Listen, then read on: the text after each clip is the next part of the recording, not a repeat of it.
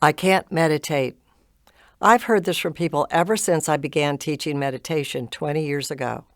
I can't meditate. It's the most common misconception regarding this ancient practice. It's a fact that you already do. Put on your seatbelts because I'm going to give you a crash course in meditation. What is this? It is included among our natural states, not some rare achievement only for special people. This is for you. It's something you do for the love of yourself, for your own discovery, opening, becoming, finding the fullness of your expression. There isn't any immediate outward recognition, as our ego would wish. No one will know of your accomplishment in this arena. Yet, as you grow, your essence will ripple out, benefiting all. As you quietly shift into higher versions of yourself, with more patience, love, creativity, and peace, the effect on others will be evident. All mental states of awareness are our birthright. Our most common state is that of our thinking mind. As in following the thoughts as they pass through our awareness, we see this as part of who we are. It is active, focused, and usually alert. The brain waves associated with this state are beta waves. We are usually in our ego, our personality, identity, and the roles we play, along with all of our beliefs and judgments. And we pay such rapt attention to these thoughts. The next state is mindfulness, or calm focus. Brain waves in this state are low beta.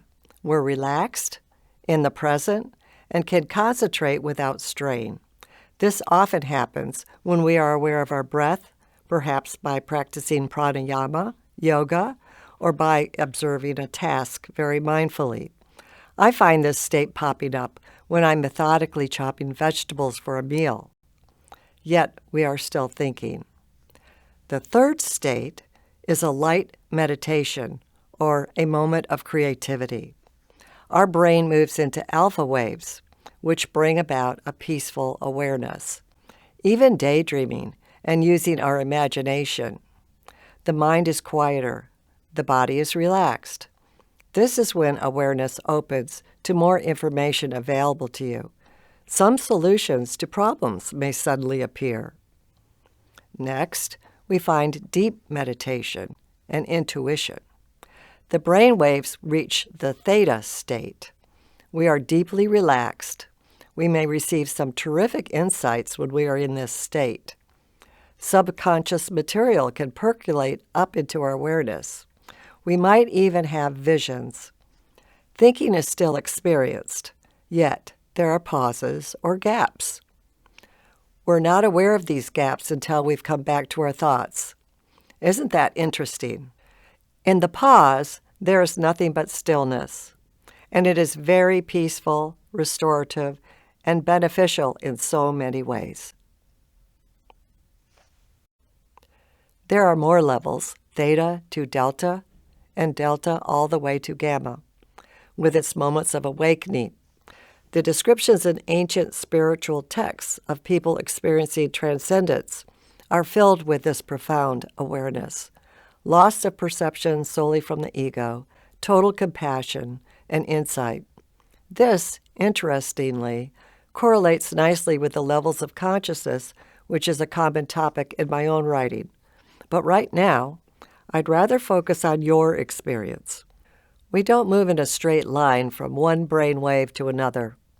We can be in multiple waves simultaneously.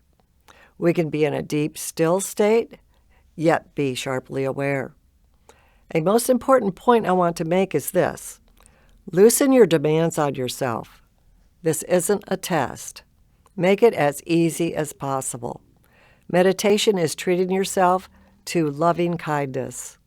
Approach the time with a feeling of reverence. What sometimes happens to all of us, thoughts go through our heads like, I really don't have time. Oh, I forgot to do this. I'd rather read. That's good for me. What's on TV? I should give so-and-so a call. I don't feel like meditating. I'm no good at this. and so on. One of the most harmful things that we can do is judge ourselves.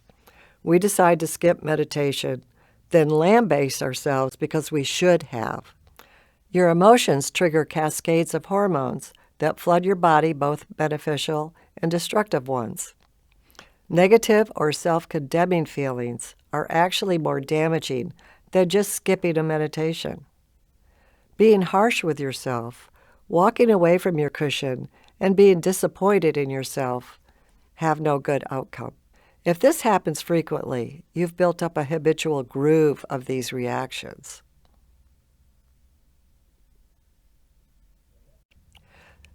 So what if you skip a meditation, or two, or three? No great lightning will strike you. Be kind. Self-compassion is high on the scale of levels of consciousness. This brings us to one of the fundamental benefits of having a spiritual practice, like meditation and prayer. You will get to the place where you look forward to this time with yourself. And you will have developed a beautiful way to comfort yourself when bad things happen, a way to find relief, knowing the greater reality is just a cushion away. As you sit in your practice and focus on yourself, your body, your heart, your life, at some point, a movement of love will move through you, an upwelling of good feelings, because you're giving yourself the space to honor your being. How magnificent, how miraculous, how impossibly created you actually are. Let's go through the experience together. Listen to some of the things you may notice. As we begin to sit down to meditate, thoughts dart in quick succession, as is our ordinary state. Our attention is outward. We are alert, aware of our surroundings, of the sights and sounds and how our clothes feel against our skin, of how the seat feels beneath us. Interestingly, yoga, the physical asanas we do in yoga class, was developed by the gurus to enable them to sit in meditation more comfortably for long periods of time. It reduces the body's surface tension and creates a state of mindfulness. As we sit still, our breath begins to slow. We become more aware of our bodily signals, maybe a tightness in the chest or stomach, perhaps an ache, an itch, or a general feeling of discomfort. We notice thoughts and emotions arising. We could be thinking of other things waiting for us. There are so many reasons we can come up with why we really don't need to meditate right now. So many important things to do. By turning inward, interoception shows up. It is the ability to feel and respond to internal messages from your body. Instead of pushing through our fatigue and ignoring cues like indigestion or hunger, as our society has taught us, we can reconnect with our physical sensations. In classical yoga, listening to the body's messages is the fifth limb of yoga, called pratyahara. It is a bridge between outer practices such as yoga and breathing exercises and the deeper meditative states. It is noticing emotional states moving through your body. Cultivating awareness of these internal signals shifts you from being driven unconsciously to being guided by them. You are deepening your awareness, recognizing that you are more than your thoughts and sensations. You are the consciousness that notices them. Interoceptive awareness is enhanced by meditation, pranayama, which is breath work, body scanning, and yoga postures. There is some evidence that interoceptive signaling can influence gene activity. Interoception directly affects your autonomic nervous system. We surrender. We're here. We're ready. So we get to our practice. At this point, it is helpful to have a routine to shift inward. We can first say a prayer and bring to our awareness those we'd like to hold in reverence, such as Jesus, Buddha, teachers, and even those with whom we argued with, because they had something to teach us. I have statues and photos of those I want to honor in front of me while I meditate, because they are a great source of inspiration. After I've said my prayers, I mentally greet all those whom I've learned from with a namaste.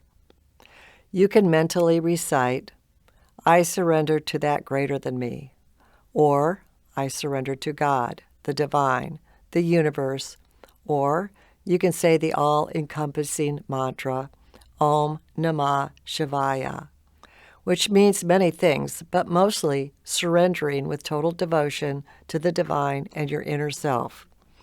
Another often used one is Peace, be still. Notice at this point if your breath has slowed or had it quickened, trying to remember all those to honor.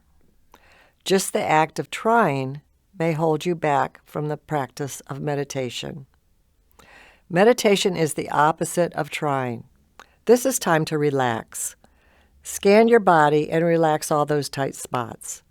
Breathe slowly, especially exaggerating the exhale. Do some pranayama if you know some calming ones. Notice eventually, after 5, 10, or more minutes, a deeper quiet emerges. The inner chatter thins, and maybe a spaciousness or ease fills the body. Some relaxation may be noticed. You are stilling the body. Slowly withdraw your attention from the physical, allowing the inner self to arise. You are meditating. There are only 3 things that can happen while you sit to meditate. You think, you fall asleep, or you experience an occasional gap in thoughts. A vehicle that will advance your glide into stillness is the mantra. A mantra is a sound that you silently repeat to yourself while sitting in meditation. Many people use ancient mantras that carry the energy of certain purposes, having been used for thousands of years. Just as archetypes are common binding stories that are carried in the unmanifest from our collective consciousness, so are sounds.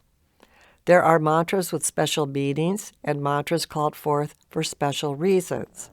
That said, when using a mantra, it isn't helpful to think of its meaning, as this keeps you at the level of thought. By repeating a mantra, we just may interrupt the constant sentences that parade through our minds. If you have never been given a mantra, you may use so hum. It's a nice, universally used one. Begin repeating it after you've prepared to practice.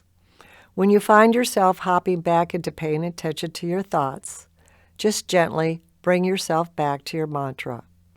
You may find yourself doing this over and over, and that's okay. It doesn't matter. It means you are becoming aware of yourself when you realize you're thinking. It is a small wake-up. You can also gently observe your breath instead of repeating a mantra. This is a nesting poem by Dr. Kevin Anderson. It was printed recently in a Spirituality and Health magazine. I choose to live heavily meditated. I choose to live heavily meditated because life is difficult. I choose to live heavily meditated because life is difficulties and joys all mixed together.